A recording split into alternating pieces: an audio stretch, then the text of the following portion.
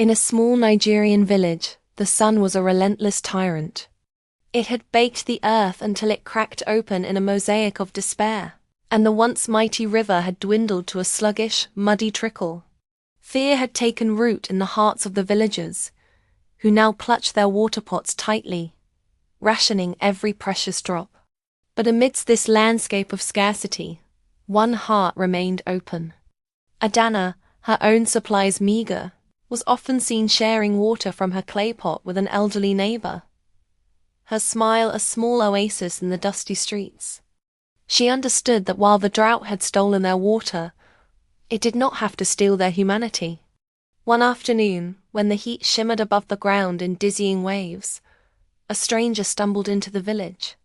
He was an old man, bent with exhaustion, his feet caked in the dust of a long journey. The villagers, consumed by their own hardships, watched him from the shade of their doorways, their faces etched with suspicion and weariness.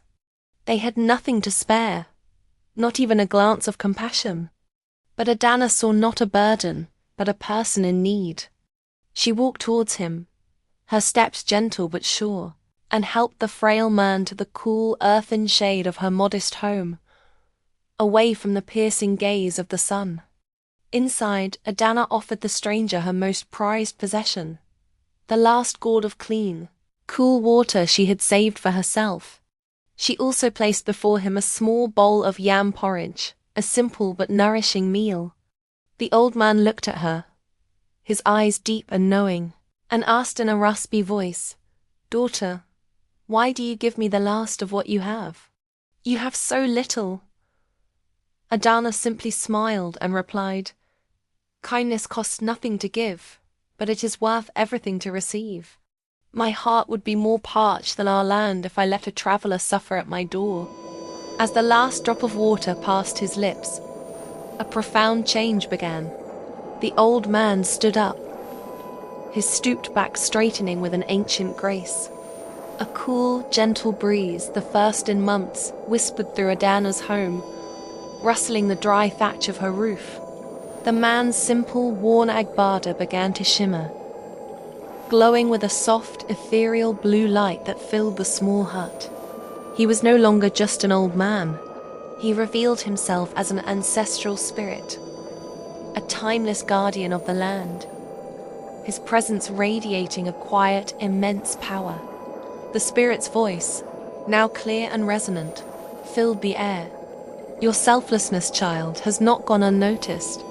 It is a rare flower in a desert of fear, and its fragrance has moved the heavens." He took Adana's empty water gourd and held it in his glowing hands. He blessed it, and in an instant, the gourd was magically full, overflowing with the purest, coolest water she had ever seen. "Take this," the spirit instructed, his voice echoing with the promise of change. "Pour it into the dry village well. Your act of kindness will now quench the thirst of all." With trembling hands but a steady heart, Adana carried the blessed gourd to the center of the village. The other villagers watched in stunned silence as she tipped the gourd over the mouth of the bone-dry well.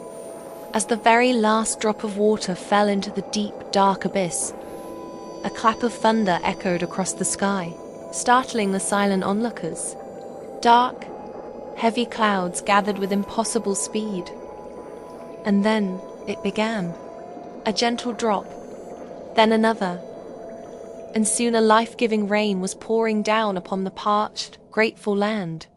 Cheers erupted as villagers ran from their homes, their faces turned up to the sky, letting the cool water wash away the dust and despair. The spirit of community, once withered, was instantly restored as people danced and celebrated together. The final scene settles on a village transformed, now green and vibrant under a clear sky.